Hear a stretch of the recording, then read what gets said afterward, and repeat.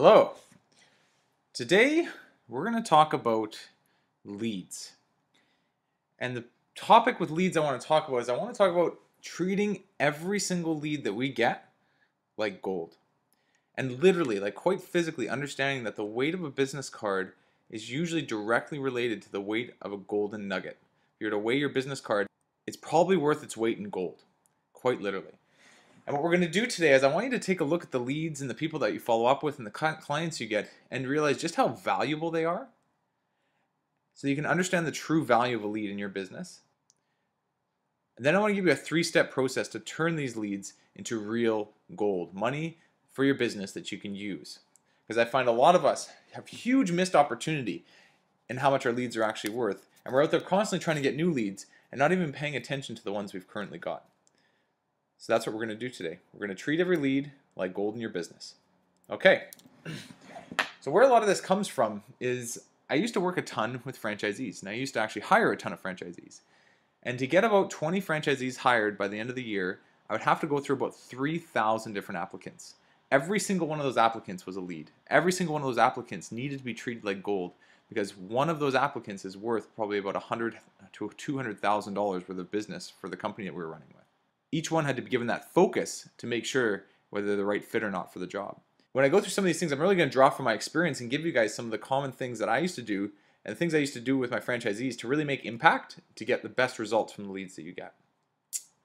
So the first thing I want us to do is I want to show you just how much your leads are worth in your business. So I want you to take a second and I want you to actually calculate what is the monthly revenue you get. And then we're going to divide it by the amount of leads you get in a month. We're actually going to figure out what every lead is worth on average as far as revenue goes in your business. So I'll give you an example of this.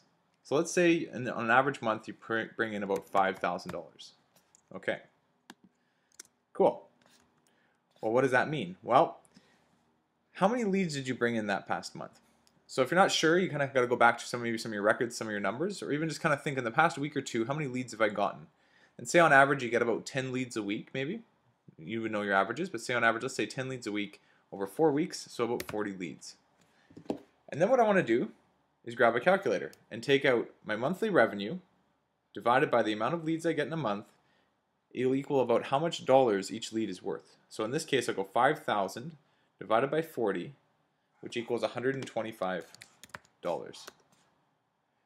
So that means basically that every lead I get is worth $125 to me, whether I book it or not. Leads are people that show interest. Some of them end up buying from us, some of them don't. But overall, no matter what I get, each lead that I get is worth $125 to me, whether they buy from me or not. That gives me the true value of a lead. And that brings it right back to that understanding of, is a business card worth its weight in gold? Absolutely. In fact, it's probably worth more than its weight in gold, if you really think about it. Because for $125, you can get a pretty good-sized gold nugget. So that gives you a bit of an idea. So I want you to take a second, pause the video, and work out your formula to find out what is every lead worth in your business. Take your monthly revenue, divided by the total amount of leads you get in a month, the ones that buy from you and the ones that don't, and then figure out what each lead is worth in revenue for your business. Okay, go ahead.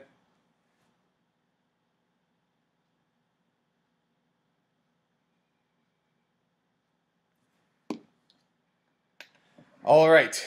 So I trust you've done that now. And for a lot of us, we're going to notice, wow, our leads are worth somewhere between a couple $100 to even sometimes a couple $1,000 each. And we have not been giving them that type of value when we follow up with them, when we work with them. And so the next thing I want to do is I want to give you 3 golden rules that are so important to working with your clients. So the first one I'm going to go through with you is all about understanding your mindset. Because when we call leads, and think about this for a second for yourself, after you've called them once or maybe twice, the last thing you want to do is call them again, especially if they haven't called you back. Sometimes we don't even get that far. Sometimes we don't even call them at all. We just collect all these cards, we look at them, we get a little bit overwhelmed, and we go out and find new clients and hope that someone else will just call us. The truth is, your mindset is so afraid of what other people think, it's forgetting that it needs to make money from these leads. And so it makes up all the excuses in the world to not call that person. So the first step I want you to do in your mindset is I want you to see the difference in what is actually going on with the people on the other line versus what you might think they're actually thinking. And to get you to do this, I want you to do an exercise either with a partner or with yourself, but with someone who runs a business. So if you're on your own, you can do this totally by yourself. And if you have some other people around you that run a business, this is an absolutely cool exercise to do. And here's the thing I want you to do. It's one question. I want you to ask yourself, or I want you to ask the person you're working with. Listen to this carefully. When others call you, so when others call you to sell you their product or service, maybe it's someone that you met at a meetup group, maybe it's someone that you just met doing business at one point in time, and they called to follow up with you. What are the times that you didn't get back to them right away, and why? Really think about that for a second. When other people call you, why don't you get back to them right away? There's a certain reason for that, and I want you to think through that. So I'm going to give you a second to really think through that and write down all the different reasons that you don't get back to people. So think through some of the people that have been calling you, that you maybe know really well that have been following up with you. Some people you maybe don't know at all that have been following up with you. And I want you to make a list of all the reasons you don't get back to people that want to sell a product or a service to you, so when you're the client on the other end. Okay, so take a second, write those down, and then we'll get back to the video. All right, now I'm going to make a bit of a wager with you here. I'm going to bet that of all the things you wrote down, 2 things popped up. One is that there are some people out there that are just freaking annoying, and I don't want to buy from them. Those are usually people that you never built a relationship with, you never really got to know, they just grabbed your business card or they got your personal information, they never talked to you even, and now they're spamming you. Those are called jerks. That is a very different type of person than what most of us business owners are when it comes down to really wanting to connect with people. Because you'll have another reason. If you really think about all the other people that follow up with you, that you know a little bit, that you built a bit of a relationship with, maybe you're slightly interested in what they have to offer, but you still haven't called them back, I bet you the reason is they're just not a priority right now. I bet you calling your own leads first is a priority, or getting business for yourself first is always a priority, so you're just not calling those people back. In fact, I bet you that you calling them back is probably about number 22 on your priority list, where for them it's probably number 1, because it's their sale. Now I want you to switch to your own mindset, and I want you to look at yourself for a second and realize you are that person doing that follow-up. You are on the other end of the phone because it's your number 1 responsibility to get sales. But the people you're calling, it's their number 22 responsibility to get back to you. So you're just not on their priority list right now. That's all it is. It's not that they don't want to get in touch with you. There's tons of people I always hear, if that person would have just called me, I would have bought from them. But I'm too busy to follow up, and I really don't care right now. Unless they call me, I'm not going to buy from them. So just so you know, as long as you've built a relationship with the people that you're calling, the only reason they're not calling you back is you're just not on their top priority list right now. You're down on the bottom. So your whole goal when you're doing follow-up is to build your way up that priority list. And eventually, you will become on the top. You'll become number 2 or 3. But it takes a lot of follow-up and time to do that. Don't feel like you're bugging people. As long as you built a relationship, you're not. If you haven't, well then yeah, you may be.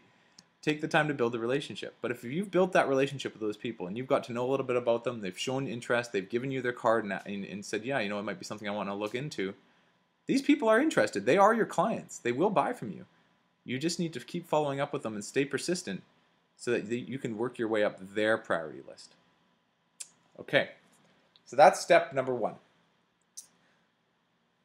Rule number 2 is the whole word I've just been using. Follow up. Okay? Very simple understanding, but something not a lot of us do. We do not follow up enough with our clients. I've got a bit of stats here for you too, to give you an idea just how impactful follow-up can actually be. After working with about 3,000 different people to find my 20 franchisees, I actually pulled out stats about how many of them end up buying from me based on how often I follow up with them.